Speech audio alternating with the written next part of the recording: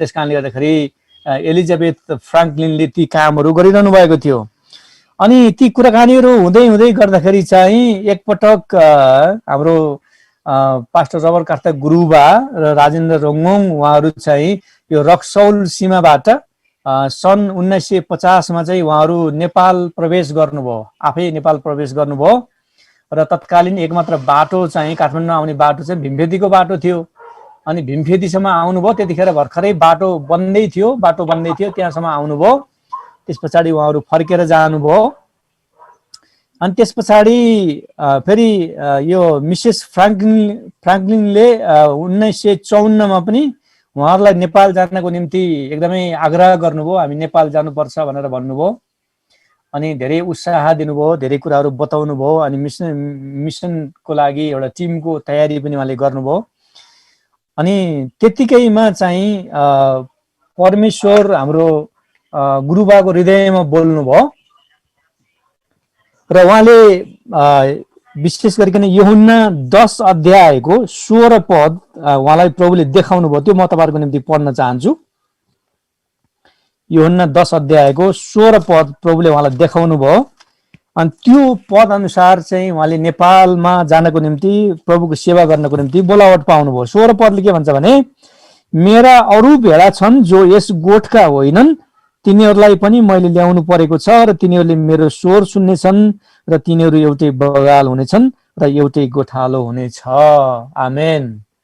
है, यो वचनले उहाँको हृदयमा काम गर्यो र उहाँलाई नेपाल जानको निम्ति, जसै उहाँले एलिजाबेथ फ्राङ्कलिनले उत्साह दिँदै हुनुहुन्थ्यो अनि मिसनको कामको लागि तयार गर्दै हुनुहुन्थ्यो, बाइबल स्टडी गराउँदै हुनुहुन्थ्यो, नेपाल जानुपर्छ भन्ने कुराहरू गर्दै हुन्थ्यो, नेपालमा गएर हामीले गर्ल स्कुल खोल्नुपर्छ भन्ने कुराहरू गर्दै गर्नुहुन्थ्यो। त्यही गर्दै गर्दाखेरि अनि प्रभुले यो कुरा देखाउनु भयो। अनि यो कुरा देखाइसके पछाडि चाहिँ अनि उहाँमा परमेश्वर बोल्नुभयो। अनि बोलिसके पछाडि उहाँहरू पनि अनि नेपाल आउनलाई तयार हुनुभयो। अनि उहाँहरूको यात्रा चाहिँ फेब्रुअरी 19 बाट सुरु भयो। यो 1956 को फेब्रुअरी 19 बाट सुरु भयो। अनि उहाँहरू हिँडेर त्यस पछाडि अनि यो 3 मार्च 1957 मा नेपाल प्रवेश गर्नुभयो 11 जना भन्ने कुराहरू छ। अनि त्यस पछाडि उहाँहरू नेपालमा आउनुभयो। अनि त्यसपछि नेपालमा आइसके पछाडि अनि उहाँहरू भक्तपुरको पुरानो सहर भक्तपुरमा त्यहाँनिर बस्नुभयो। अनि त्यति सजिलो थिएन सुसमाचार सुनाउनको निम्ति। अनि त्यसपछि केही समय उहाँले शिक्षकको काम पनि गर्नुभयो, सिकाउने कामहरू पनि गर्नुभयो। अनि बिस्तारै विभिन्न व्यक्तिहरूलाई सुसमाचार सुनाउने काम पनि गर्नुभयो, तर त्यति सजिलो थिएन। अनि केरलाबाट आएका मिसनरीहरूले अनि पुतली सडक मण्डली मार्फत अनि यहाँ सेवाकाई पनि गरिरहनु भएको थियो। अनि जो नेपाली भाषीहरू हुनुहुन्थ्यो अनि इन्डियाबाट यहाँ बस्नु भएको कुराहरू, यहाँ बस्नुभएका व्यक्तिहरूको बिचमा तपाईँ चाहिँ अब पास्टर बन्नुपर्छ, अगुवा बन्नुपर्छ भनेर उहाँहरूलाई विशेष गरिकन रबर्ट कार्तर गुरुबालाई आग्रह गरियो। उहाँहरू 1956 मा आउनुभयो। 3 मार्च 1956 मा आउनुभयो। तर 1957 मा अनि उहाँले चाहिँ मण्डली सुरुवात गर्नुभयो। उहाँहरूले पुतली के अरे दिल्ली बजारमा एउटा सानो कोठामा एउटा मण्डली सुरुवात गर्नुभयो, एउटा संगति सुरु गर्नुभयो, जहाँ जम्मा 16 जना भेला हुनु भएको थियो। अनि जसलाई अहिले हामी नेपाली इसाई मण्डली ज्ञानेश्वर भनेर भन्छौँ। र त्यहीँबाट नै उहाँको नेपाल बसाइ सुरुवात भयो र उहाँले नेपालमा अनि सेवाकाईको सुरुवात गर्नुभयो। उहाँ यहाँ बसेको 65 वर्ष भएको छ। र अब नेपाली इसाई मण्डलीका थुप्रै शाखा मण्डलीहरू पनि सुरुवात भएका छन्। उहाँका 2 जना छोराहरू छन्। अनि जेठो छोरा अनि नेपाली इसाई मण्डली ज्ञानेश्वरको पास्टर हुनुहुन्छ, जो अहिले संक्रमित भएर बीएनबी अस्पतालमा उहाँ पनि भर्ना भइरहनु भएको छ। अझै पनि उहाँ संक्रमित हुनुहुन्छ। उहाँको बुहारी स्विङ कार्थक पनि त्यही अस्पतालमै हुनुहुन्छ, बीएनबीमा हुनुहुन्छ। अनि अर्को उहाँको एकजना छोरा हुनुहुन्छ। अनि उहाँको एकजना छोरा चाहिँ उता अमेरिकामा हुनुहुन्छ, दानियल कार्थक। अनि उहाँको श्रीमती र 2 जना छोरीहरू यहीँनिर छन्। अनि हाम्रो यता सामुएल कार्थकको एकजना छोरी हुनुहुन्छ। र यस प्रकारले उहाँले नेपालमा बसेर सेवाकाई गर्नुभयो। र उहाँले खास गरिकन मेरी गुरुआमालाई पनि विवाह गरेर अनि कालिम्पोङबाट यहाँ नेपाल आउनुभएको थियो। अनि उहाँको पनि 1997 मा अनि मृत्यु भएको थियो। र खास गरिकन उहाँको मृत्यु पश्चात पनि अनि दोस्रो विवाह नगरिकन यति लामो समयसम्म अनि उहाँले प्रभुको सेवा गर्दै रहनुभयो। धेरैको निम्ति एउटा अग्रज बन्नुभयो। अनि तत्कालीन समयमा हामीले हेर्दाखेरि हामीलाई थाहा छ, यद्यपि पूर्वमा पनि पहिलो मण्डली थियो भनेर दाबी आएको छ, तर पनि अब धेरै हामीले मण्डली इतिहास पढ्दाखेरि रामघाट मण्डली पोखराकोलाई पहिलो नेपालको मण्डली भनेर मान्ने गरिन्छ। अनि त्यसपछि काठमाडौँ उपत्यकामा चाहिँ पुतली सडक मण्डलीलाई दोस्रो मण्डली भनेर मान्ने गरिन्छ। त्यस पछाडिको मण्डली भनेको चाहिँ ज्ञानेश्वर मण्डली हो। अनि आज काठमाडौँमा जति पनि मण्डलीहरू छन्, अनि मलाई कस्तो लाग्छ भने ती सबै प्राय मण्डलीहरू चाहिँ त्यहीबाट नै आएका हुन् भन्दाखेरि चाहिँ मैले अतिशयोक्ति हुन्छ जस्तो मलाई लाग्दैन। किनभने अनि अब ज्ञानेश्वर मण्डली थियो, अनि ज्ञानेश्वर मण्डली भएपछि 2034 सालमा अनि ललितपुरमा पहिलो मण्डली स्थापना भयो, आराधना मण्डली, जसको आदरणीय हाम्रो अध्यक्षज्यू उहाँ पास्टर गुरुबा हुनुहुन्छ उहाँ। त्यसपछि 35 सालमा पाटन मण्डली सुरु भयो। त्यसरी थुप्रै मण्डलीहरू स्थापना गर्दै गए। त्यस कारणले ज्ञानेश्वर मण्डली नेपालको मण्डली इतिहासमा एउटा पाइनियर मण्डली हो।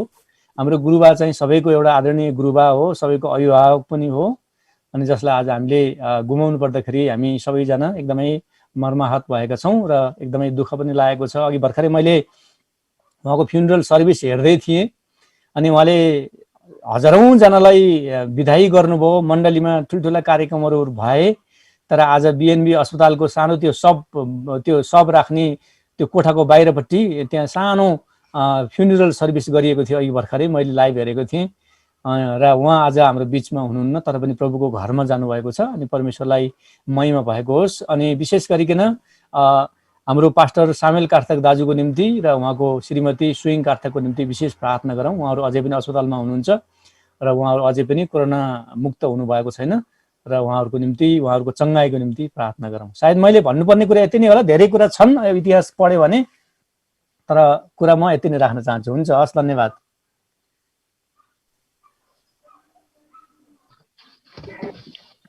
हुन्छ, हाम्रो महासचिवज्यूलाई धेरै धन्यवाद। अनि यो समय हाम्रो एउटा इसाई जगतको अभिभावक आज हामीले शरीरमा गुमाएका छौँ, तर पनि आत्मामा हामी फेरि उहाँलाई भेट्नेछौँ, हाम्रो विश्वास छ।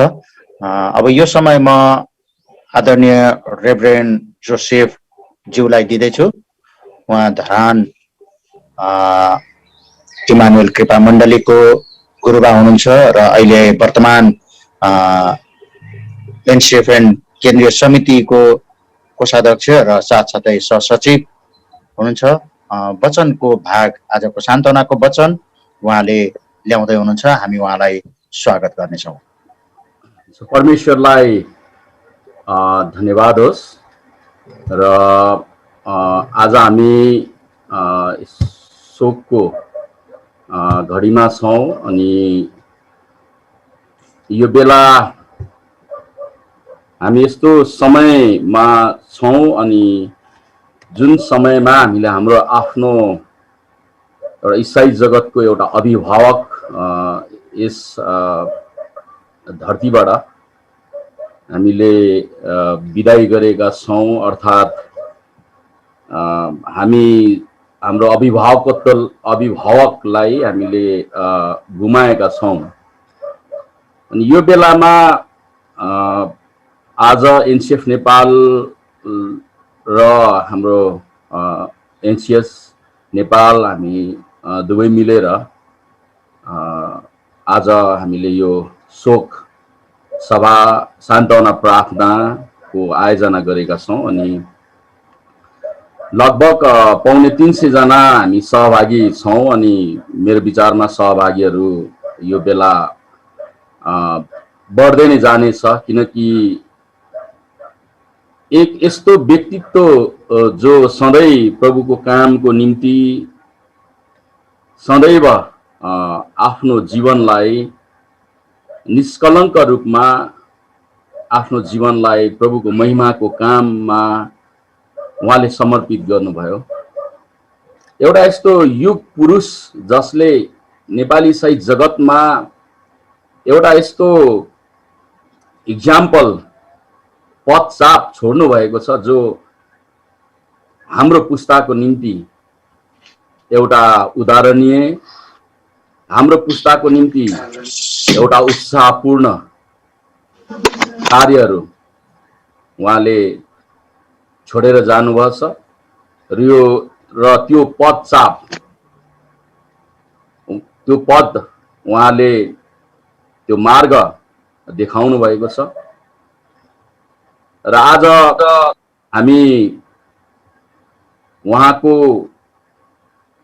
आज फ्युनरल सर्भिस अघि नै हामीले हेर्यौं युट्युबमा, कतिजनाले हेर्नुभयो र आज हामी उहाँलाई हार्दिक श्रद्धाञ्जली अर्पण गर्दै हामी यतिखेर शोक सभा सान्त्वना प्रार्थना सभामा रहेका छौं। अनि आज बिहानै देखि नै जब हामीले त्यो कुरा सुन्यौं अनि म बिहानदेखि अहिलेसम्म नै यही कुरामा हाम्रो कमिटीमा लगायत हाम्रो सम्पूर्ण पास्टरज्यूहरूसँग एउटा समन्वय गर्ने म लगायत हाम्रो एनसीएफ युवा आयोगका अध्यक्ष लाजरस तामाङज्यू, हाम्रो अध्यक्ष केन्द्रीय अध्यक्ष हनो गुरुबा, महासचिवज्यू लगायतका हामी टिम चाहिँ अनि बिहानदेखि नै एकदमै हामी यो अवस्थामा सबैलाई यतिखेर एउटा अपूरणीय क्षति भएको छ अनि हामी स्पिचलेस भएका छौं, अर्थात् शब्दविहीन अवस्थामा रहेका छौं। अनि यो बेलामा हामीले सबैलाई चाहिँ समेटेर एउटा प्रार्थनाको आयोजना गर्नुपर्छ भन्ने हाम्रो निर्णय भयो। अनि यो हप्ताभरि नै हाम्रो अन्तिममा हाम्रो गुरुबाले भन्नुहुनेछ, यो हप्ताभरि नै हामीले एक किसिमको शोक सप्ताहको रूपमा हामीले प्रार्थना प्रत्येक दिन 2 घण्टा प्रार्थना सान्त्वना प्रार्थना गर्ने निर्णय गरेका छौं। अनि उहाँ चाहिँ एनसीएफ नेपालको दोस्रो अध्यक्ष, केन्द्रीय अध्यक्षको रूपमा उहाँले आफ्नो योगदान दिनुभयो। अनि आज एनसीएफ नेपाल 61 वर्षको इतिहासमा उनै युग पुरुष जसले निस्वार्थ रूपमा सेवा दिनुभयो अनि उहाँ 1966 ईस्वी सम्मत 1966 देखि 1977 सम्म 11 वर्षसम्म एनसीएफ नेपाललाई उहाँले डोर्याउनु भयो। अनि आज त्यही हाम्रा लिजेन्डहरू, त्यही हाम्रा युग पुरुष, त्यही हाम्रा अग्रजहरूको योगदानको फलस्वरूप आज हामी एनसीएफ नेपालमा सेवारत रहन पाएका छौं। म यो घडी यहाँहरु सबैजनालाई एनसीएफ नेपालको केन्द्रीय कार्य समितिको तर्फबाट र म सेवारत इमानुएल कृपा मण्डली धरान 15 को तर्फबाट यहाँहरु सबैजनालाई म मसीह अभिवादन भन्दछु र म यहाँहरुलाई स्वागत गर्दछु। जय मसीह। र परमेश्वरलाई धन्यवाद होस् र हामी सबैलाई मृत्यु चाहिँ नबोलाइएको पाहुना हो। अनि उपदेशकको पुस्तकमा लेखिएको छ हरेक चीजको समय छ। उपदेशक 3 को 1 मा हामीले हेर्यौं भने जन्मने एउटा समय छ अनि मर्ने एउटा समय छ र मृत्यु सबै मानिसको जीवनको अन्तिम भाग हो। बाइबलले हामीलाई त्यो बताउँदछ। अनि मृत्यु चाहिँ नबोलाइएको पाहुना हो। यो कुन घडी कुन समय कसको जीवनमा आउँदछ अनि हामीलाई थाहा हुँदैन, परमेश्वरलाई मात्र यसको थाहा हुन्छ। र मृत्यु चाहिँ नबुझ्नेको निम्ति मृत्यु चाहिँ बडो भयावह शब्द हो, त्रासदीपूर्ण शब्द हो। तर बुझ्नेको निम्ति जसले प्रभु येशू ख्रीष्टलाई विश्वास गरेको छ, प्रभु येशू ख्रीष्टमा विश्वास गर्नेहरूको निम्ति मृत्यु चाहिँ परमेश्वरको दृष्टिमा अनमोल छ। भजन संग्रह 116 को 15 मा हामीले हेर्यौं भने पाउँदछौं परमप्रभुका भक्त जनहरूको मृत्यु उहाँको दृष्टिमा अनमोल छ। मृत्यु परमेश्वरको दृष्टिमा अनमोल छ। अनि मृत्यु चाहिँ हाम्रो निम्ति लाभ हो। बाइबलले यसरी भन्दछ, फिलिपी 1:21 मा हेर्यौं भनेदेखि पावलले यसरी भन्दछ, किनकि मेरो निम्ति जिउनु ख्रीष्ट हो र मर्नु लाभ हो। मृत्यु परमेश्वरको दृष्टिमा अनमोल छ। विश्वास गर्ने जतिजनाले विश्वास गरेका छौं र मृत्यु चाहिँ हाम्रो निम्ति एउटा लाभ हो। अनि हामीले पहिलो कोरिन्थी 15 को हामीले 54 हामीले हेऱ्यौँ भनेदेखि 55 हेऱ्यौँ भनेदेखि यहाँ पाउँदछौँ कि मृत्यु चाहिँ विजयमा निलिएको छ। त्यसकारण यो घडी हामीले बुझ्नुपर्ने कुराहरू, हामी जतिजना विश्वास गरेका छौँ अनि हामीले बुझ्नुपर्ने कुराहरू चाहिँ परमेश्वरको वचन बाइबलले हामीलाई यसरी बताउँदछ। अनि पहिलो कोरिन्थी 15:42 देखि म पाठ गर्नेछु। यहाँ यसरी लेखिएको छ, मृतकहरूको पुनरुत्थान पनि त्यस्तै हो, जुन शरीर विनाशमा गाडिन्छ त्यो अविनाशमा जीवित हुन्छ, अनादरमा त्यो गाडिन्छ महिमामा त्यो जीवित हुन्छ, दुर्बलतामा त्यो गाडिन्छ शक्तिमा त्यो जीवित हुन्छ, प्राकृतिक शरीरमा त्यो गाडिन्छ आत्मिक शरीरमा त्यो जीवित हुन्छ। प्राकृतिक शरीर छ भने आत्मिक शरीर पनि अवश्य हुन्छ। यसकारण यस्तो लेखिएको छ, पहिलो मानिस आदम जीवित प्राणी भयो, अन्तिम आदम जीवन दिने आत्मा भयो। पहिलो चाहिँ आत्मिक होइन तर प्राकृतिक हो, त्यसपछि चाहिँ आत्मिक हो। पहिलो मानिस माटोले बनिएको पृथ्वीबाट हो, दोस्रो मानिस स्वर्गको माटोले बनिएको मानिस जस्तो थियो, माटोले बनिएकाहरू पनि त्यस्तै हुन्छन् र स्वर्गीय मानिस जस्तो छ स्वर्गकाहरू पनि त्यस्तै हुन्छन्।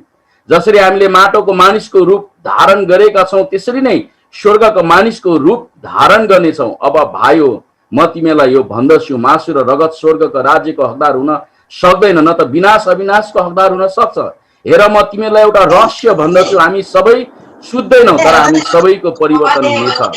एकै क्षणमा, आँखाको एक निमेषमा, तुरैको आखिरी आवाजमा, किनभने तुरै बज्नेछ र मृतकहरू अविनाशी भएर जीवित हुनेछन् अनि हाम्रो चाहिँ परिवर्तन हुनेछ। किनकि यस विनाशी स्वभावले अविनाशी र यस मरणशील शरीरले अमरत्व धारण गर्नुपर्छ। जब विनाशीले अविनाशी र मरणशीलले अमरत्व धारण गर्छ तब लेखिएको यो वचन पुरा हुनेछ, मृत्यु विजयमा निलिएको छ। ए मृत्यु तेरो विजय कहाँ? ए मृत्यु तेरो खिल कहाँ? मृत्युको खिल पाप र पापको शक्ति व्यवस्था हो। तर परमेश्वरलाई धन्यवाद होस् जसले हामीलाई हाम्रा प्रभु येशू ख्रीष्टद्वारा विजय दिनुहुन्छ।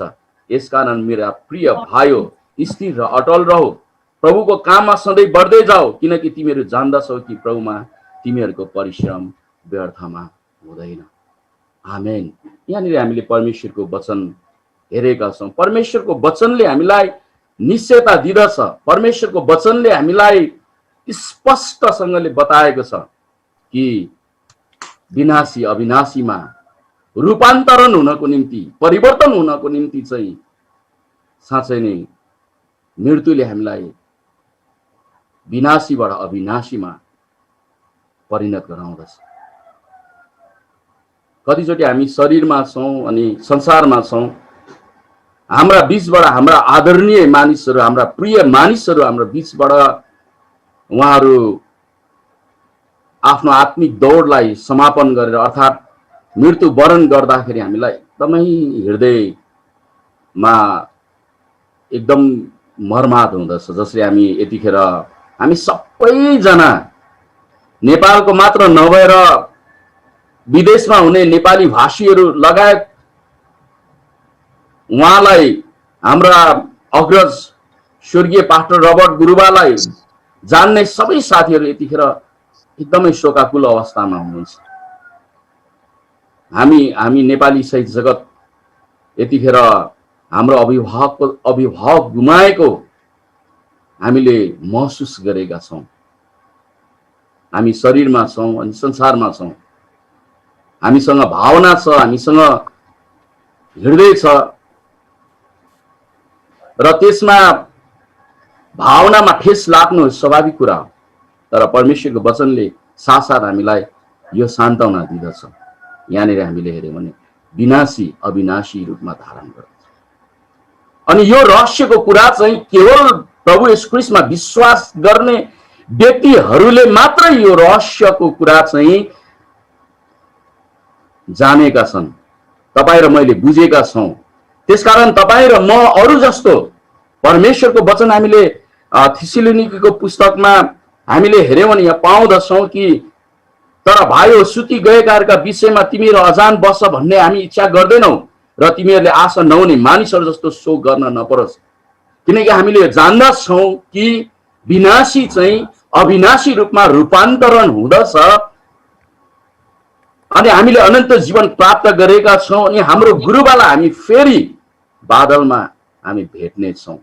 यो स्वर्णिम यो सत्य आशामा जिउने व्यक्तिहरू हामी। यहाँनिर त्यसरी नै बताउँदछ परमेश्वरको वचनले, किनकि हामी विश्वास गर्छौँ कि यसु मर्नुभयो र फेरि जी उठ्नुभयो, त्यसरी नै परमेश्वरले उहाँमा सुतिगएका मरिगएकालाई यसुद्वारा ल्याउनुहुनेछ। प्रभुको वचनद्वारा हामी तिमीहरूलाई घोषणा गर्छौँ कि हामी जो जीवित छौँ र प्रभुको पुनरागमनसम्म बाँचिरहन्छौँ, सुति गएकालाई कुनै किसिमले उछिन्ने छैनौँ, किनकि प्रभु स्वयं हुकुमको गर्जनसित, प्रधान स्वर्गदूतको आवाज र परमेश्वरको तुरैको स्वरसित स्वर्गबाट ओर्लनु हुनेछ र ख्रिस्टमा मरेकाहरू चाहिँ पहिले बौरी उठ्ने छन्। आमेन। ख्रिस्टमा मरेकाहरू पहिला बौरी उठ्ने छन्।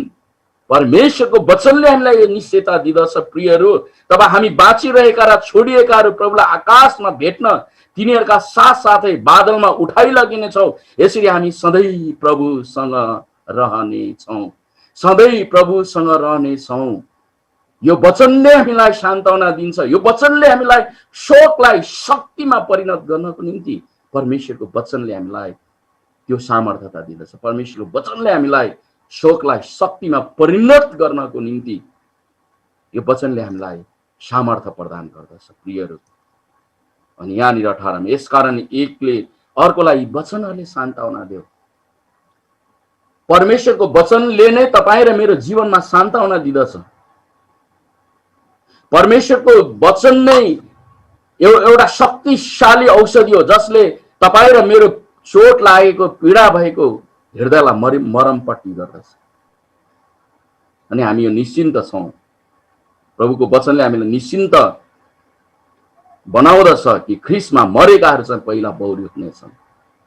जब बादलमा प्रभु येशू ख्रिस्ट आउनु हुनेछ, तुरैको आवाजहरू गुन्जनेछन्, स्वर्गदूतहरूले आवाज दिनेछन्, तब ख्रिस्टमा मरेकाहरू पहिला बौरी उठ्नेछन् र हामी जो जीवित छौँ हाम्रो परिवर्तन हुँदछ आँखाको एक निमेषमा। अनि हामी सबै सँगै प्रभुसँग महिमित रूप धारण गरेर प्रभुसँग बादलमा भेट्न जानेछन्। उहाँले हामीलाई स्वर्गमा लानुहुनेछ। प्रियहरू, तपाईँ र मैले यही वचनले हामीलाई सान्त्वना दिँदछ। उहाँ रबर्ट गुरुबा 95 वर्षको हुनुहुन्थ्यो अनि आज बिहान उहाँले आफ्नो आत्मिक दौड, आफ्नो यात्रालाई समापन गर्नुभयो। मैले सुन्दै थिएँ उहाँले अक्सिजन लिनको निम्ति पनि उहाँले म अक्सिजन लिन्न भनेर भन्नुभयो डाक्टरलाई भन्ने सुने। अनि उहाँ प्रार्थनामै बिताइरहनु भएको भन्ने कुरा पनि मैले सुने। अनि उहाँले हामीलाई एउटा उदाहरण छोड्नु भएको छ। हाम्रो आत्मिकी जीवन चाहिँ जसरी हामीले स्टार्टिङ गरेका छौँ, हामीले आत्मिकी दौडलाई सुरुवात गरेका छौँ, आत्मिकी दौडलाई हामीले समापन गर्नको निम्ति स्वर्गीय रबर्ट गुरुबाले हामीलाई त्यो प्रेरणा दिनुभएको छ। जीवनको अन्तिम हार्टबिट अर्थात् हृदयको अन्तिम चाप, अन्तिम धड्कन सम्ममा पनि उहाँले प्रभुको महिमा गर्नुभयो। तपाईँ र मेरो निम्ति यो भन्दा ठुलो प्रेरणाहरू हुन सक्दैन। अनि हामी त्यसरी नै विश्वास योग्य भएर परमेश्वरमा जिउन पर्दछ। अनि पावलले बडो राम्रो परमेश्वरको वचनमा बताउनु भएको छ। म यो पढेर आज वचनको सेवाकाईलाई म अन्त्य गर्नेछु। यहाँ यसरी लेखिएको छ, यहाँनिर हामीले हेर्यौँ भने पाउँदछौँ। अनि दोस्रो तिमोथी 4:6 देखि लिएर 8 सम्म म पाठ गर्नेछु। किनभने म त बलिको रूपमा अर्पण हुन लागेको छु र मेरो विदाईको बेला आएको छ। मैले उत्तम लडाईँ लडेको छु, मैले दौडलाई सिध्याएको छु, मैले विश्वासलाई बचाइराखेको छु। अब उपरान्त मेरो निम्ति धार्मिकताको मुकुट राखिएको छ, जो धार्मिकताका न्यायाधीश प्रभुले त्यस दिन मलाई दिनुहुनेछ र मलाई मात्र होइन तर उहाँको पुनरागमन प्रिय मान्नेहरू सबैलाई दिनुहुनेछ। आमेन। यहाँनिर परमेश्वरको वचनमा पावलले भन्दछ, पावलको अन्तिम समयमा हामीले इतिहास हेर्यौँ भने जब ऊ शहादत प्राप्त गर्न गइरहेको थियो, उसले मृत्यु दण्ड पाइरहेको थियो, त्यो अन्तिम अवस्थासम्म पनि इतिहास हेर्यौँ भनेदेखि उनलाई मार्न लगेको सिपाहीहरूलाई उनले सुसमाचार सुनाएका हामी पाउँदछौँ। अनि यो वचनले हामीलाई सान्त्वना दिँदछ। अनि यो वचन अनुसार नै हाम्रो गुरुबा जीवनको अन्तिम अवस्थासम्म उहाँले उत्तम लडाई लड्नुभयो। उहाँले आफ्नो दौडलाई सिद्ध्याउनु भएको छ। उहाँले आफ्नो परमेश्वरले राखिदिनु भएको आत्मिकी दौडको दूरीलाई उहाँले कुशलतापूर्वक, बहादुरीपूर्वक, विश्वासपूर्वक उहाँले सम्पन्न गर्नुभएको छ।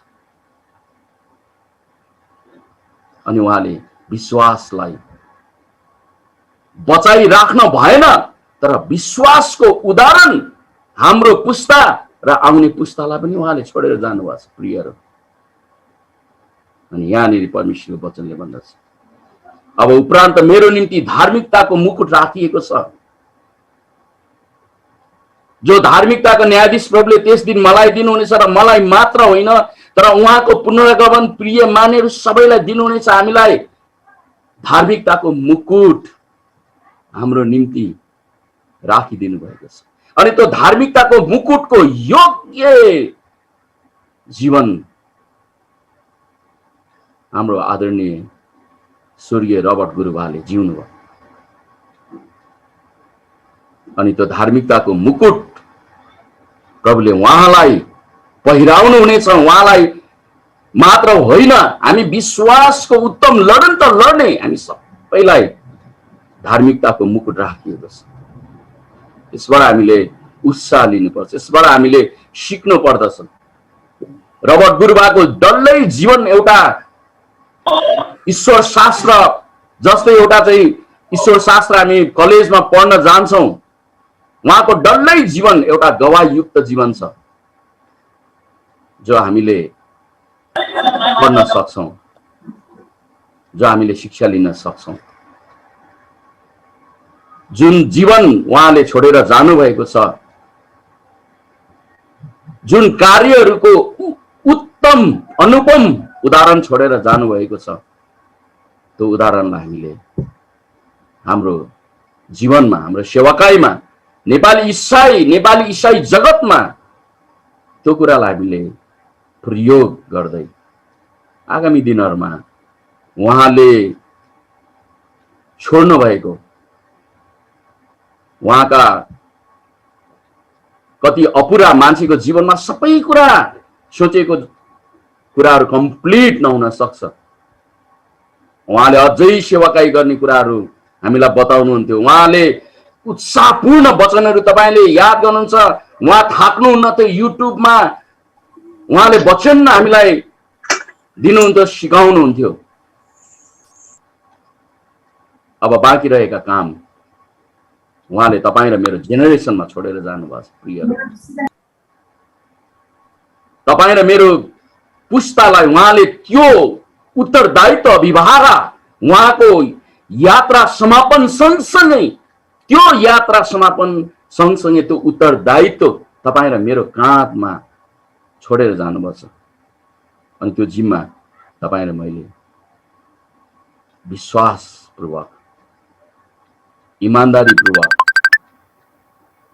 निस्वार्थ रूपमा हामीले त्यो कुरा पुरा गर्न पर्दछ। म यतिखेर शोक सन्तप्त परिवारजनहरू प्रति हामीलाई परमेश्वरको वचनले ठुलो आशा र निश्चयता दिएको छ कि एक दिन उहाँलाई हामी बादलमा भेट्नेछौँ, महिमित रूप धारण गरेको अवस्थामा। अनि त्यो आशा अनि त्यो विश्वास र त्यो वचनमा रहेर हामी एकले अर्कोलाई सान्त्वना दिनुपर्छ। म यतिखेर शोक सन्तप्त उहाँको परिवारजनहरूप्रति, नेपाली इसाई मण्डली ज्ञानेश्वरका सम्पूर्ण परिवारप्रति र नेपाली इसाई जगत जो शोक सन्तप्त स्तब्ध भएको छ, म सबैजनाप्रति हार्दिक समवेदना प्रकट गर्दछु। म यहाँहरू सबैजनालाई एनसीएफ नेपालको तर्फबाट र म सेवारत मण्डलीको तर्फबाट यहाँहरू सबैजनालाई हार्दिक समवेदना प्रकट गर्दछु। परमेश्वरले हामीलाई आशिष दिउन् अनि हामी मृत्युदेखि डराउने छैनौँ। अनि यो कतिवटा कुराहरू हाम्रो निम्ति चाहिँ एउटा बहाना मात्रै हो, अनि मृत्यु चाहिँ परमेश्वरको दृष्टिमा अनमोल छ। मृत्यु तपाईँ र मेरो निम्ति चाहिँ एउटा लाभ हो, किनकि हामीले त्यो दौडलाई हामीले पुरा गर्न कम्प्लिट जब हामी गर्दछौँ त हाम्रो निम्ति एउटा लाभ भएर आउँदछ। अनि मृत्यु चाहिँ विजयमा निलिँदछ अनि विजयले मृत्युलाई आफ्नो बसमा पार्दछ। परमेश्वरलाई धन्यवाद होस्।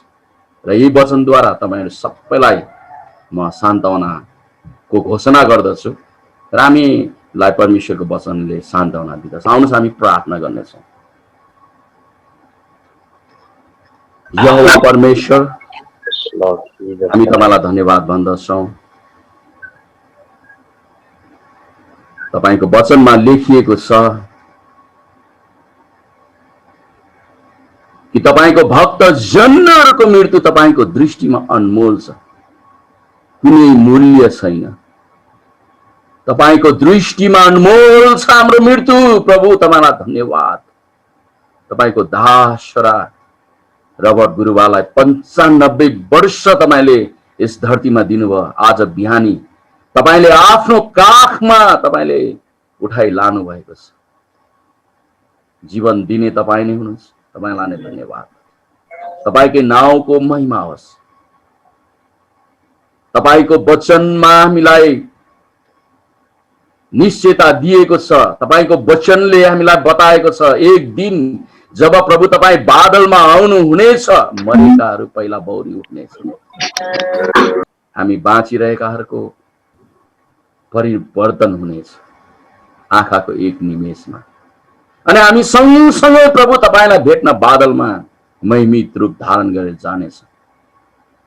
यो आशा तपाईँले दिनुभएको छ, यो निश्चयता तपाईँले दिनुभएको छ। तपाईँको वचनमा लेखिएको छ, आशामा आनन्द गर। प्रभु यतिखेर हामी शोकित अवस्थामा तपाईँको वचनले सान्त्वना दिनुहोस् हामीलाई। तपाईँको दास छोराको छोडी आएको सम्पूर्ण परिवारलाई, मण्डलीलाई, समग्र नेपाली सहित जगतलाई यतिखेर सान्त्वनाको खाँचो छ। प्रभु तपाईँको वचनले हामीलाई सान्त्वना दिनुहोस्। तपाईँको वचनले हामीलाई शोकलाई शक्तिमा परिणत गर्ने सामर्थ्य प्रभु तपाईँले दिनुहोस्। धन्यवाद यो वचनको निम्ति। प्रार्थना चाहन्छु तपाईँ जीवित येशू ख्रीष्टको नाममा, आमेन। परमेश्वरलाई धन्यवाद होस्। र म बाँकी समय हाम्रो सञ्चालक